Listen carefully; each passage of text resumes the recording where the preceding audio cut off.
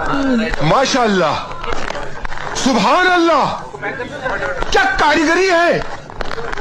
इस फनकार ने तो खुदा की कुदरत को ही बदल कर रख दिया। गरीब अवाम की हालत नहीं बदली, अपनी जेबें भरने के लिए दिन रात हमने पूरी कोशिश की और इल्जामात और मुखालफिन को जेलों में बंद करने के लिए कोई कसर नहीं छोड़ी। यही वजह है कि आज कशकोल है हमारे हाथ में।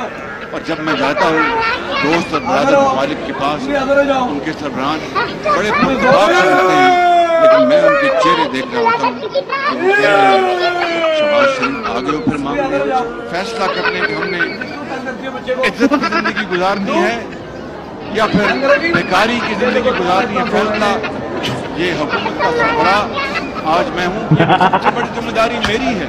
और उसके बाद